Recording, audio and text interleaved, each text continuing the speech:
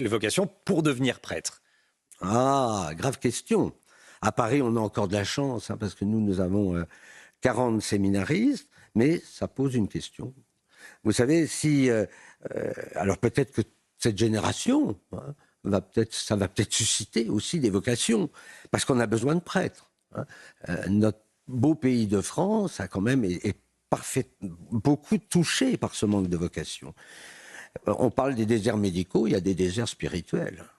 Des déserts spirituels, des églises qui sont fermées parce qu'elles vont être pillées. Je vois bien en province des gens qui cherchent une messe, ça tourne, c'est difficile.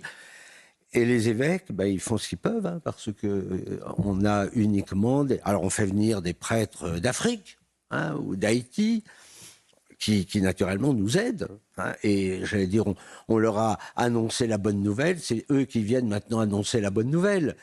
Mais pour moi, c'est une priorité. Comment susciter aujourd'hui des vocations dans un monde qui est difficile? Parce que de mon temps, c'est épouvantable de dire ça de mon temps, mais de mon temps, on était dans un milieu chrétien. Il y avait des familles, on était entouré de prêtres. Donc l'appel de Dieu, il passait à travers différents appels.